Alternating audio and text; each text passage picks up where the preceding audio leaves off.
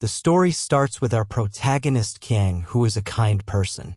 Just like any other day, he always assists those in need.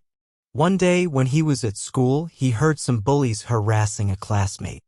The bullies called Kenji and told him that the guy they were bullying didn't have a mother. He only had one picture of her, which they were going to tear into pieces because he didn't have money to pay them if Kenji didn't buy those pictures for him.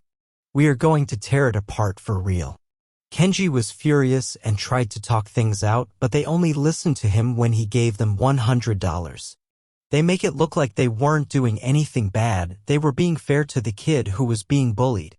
Thanks him and calls him kind, which makes him very happy. Then the kid asks Kenji why he was trying to be so kind. Kang told him that he needed to do it to this extent because he had a reason. When he arrives at the school, everyone greets him cheerfully. He is happy to see a girl named Sujin who greets him as well and asks for his help in throwing the trash bags. She praised him for helping out their classmates and told him how everyone in the class was talking about this. He was glad to hear her say that about him. Just then, we see the bullies who were playing games with the money that he extorted from him. Shinjang, the thug from earlier, calls Sujin. Sujin hesitantly greets him. She looks troubled, which makes Kang think that they are bullying her. The bully calls for her again and tells Kang to get lost. Sujin assured him that she would be all right and told him to go on ahead. Kang was confused as to what he should do. Wonders if he should call his uncle if the situation escalates after he is gone. The rest of the thugs also went to their classes, leaving those two alone, and Sujin wants him not to make it obvious when they are inside the school we came to. Knowing that these two were secretly dating while they were flirting, we see that Kang was still there, hiding from he was fuming with anger and felt betrayed. When he came back to his class, his eyes were dead from what he had seen. He messages Sujin to meet him after school as he has something to talk to her about when school ends. They both were going to go home together like they used to before. Kang finally took up the courage to ask her if she was really dating.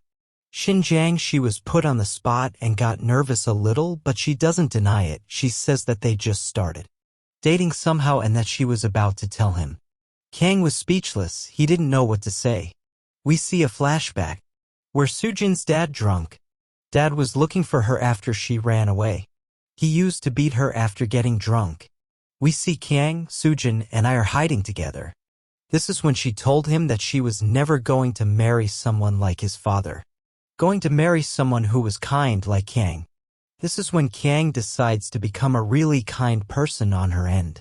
Of the flashback, now in the present, Kang confronts her about what she had said in the past about how she wanted to date someone who was kind, and Shinjan was far from being kind. He was a bully, to which she replies that she dated a kind and friendly person once, but he was just too boring and nice all the time, a bad guy. On the other hand, they are rough, attractive, and way cooler. Kang has been stunned all these years by his efforts to be kind to her. They were for nothing. She didn't care about nice guys now that she was into bad boys in the moment of desperation. He grabs her hand and starts saying stuff like he was way meaner than Shinjang and was acting to be kind. All this time, he was not just a bully, he was a gangster. A Ganga's blood runs through his veins. He was saying all this while crying continuously, but she just laughs at him and calls him a kind person who was worried about her because she was dating a bully. Kang tries to convince himself that it is all right for her to date a bully. On the way to their home, Shinjang takes Sujin with her and wants Kang not to hang out with her anymore.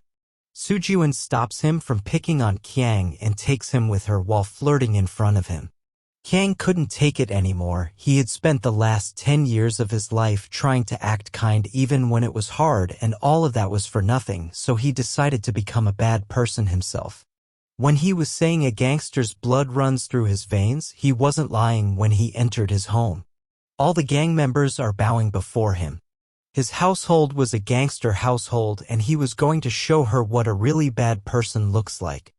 He asked about where his uncle was and came bursting through the door and asked him to help him become a bad person. His uncle didn't know what happened to him all of a sudden, but he wanted to see this look on his face for a long time. He had worked hard for the past 10 years to become kind, so his uncle warned him that it would only take an instant to become a bad guy, but Kenji was ready to abandon all the work that he put in for the past 10 years. The first thing his uncle told him to get rid of was his good and nice boy vibes. He needed to change his dressing sense as well, and he was also prohibited from smiling nicely. He needed to put on a serious face all the time. His uncle asks him why he wanted to become a bad person all of a sudden, to which he replies that he has no reason to be kind anymore. While thinking about Sujin and Xinjiang, even though he asked for their help, he still wasn't sure if could become a bad person like them. His uncle number 2 comes to his room to dress him up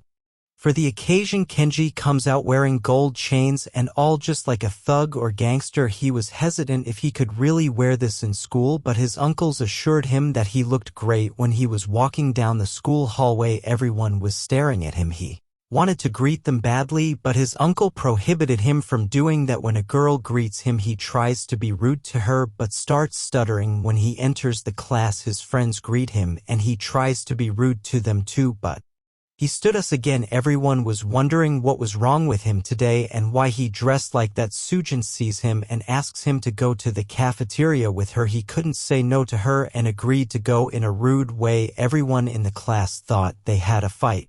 Kenji was giving her the cold shoulder. On their way, she asked him why he was giving her a cold shoulder and that he was acting like a different person. Kenji doesn't deny it, but he tells her that she was the one who changed first. After that, he told her to head to the cafeteria by herself. 10 years ago, he changed himself because of her, and now he was changing himself again because of her. This was the first time Kenji was skipping class behind the school building. He sees Xinjiang and a bunch of other guys skipping classes and smoking. Shinayan goes to eat something outside with a girl. Kenji wanted to learn what guys like them do when they skip school, so he follows them. He sees both of them being chummy with each other and wonders if he is dating this girl too. He couldn't take it that Shin was taking Sujin for granted. He was furious. They arrive at Shin's house. The girl just wanted to go to a ramen shop, so she refused to go inside. When he starts forcing her to come inside, she slaps him, which makes him angry. He was about to slap her as well. Kenji was not sure if he should call the cops on him. He decides to take matters into his own hands and throws a rock at him, but it hits the girl. Instead, he had messed up big time, but he was not giving up just yet. He throws another rock at him, but his ring gets thrown away as well. This time, the rock hits Shin straight to the forehead.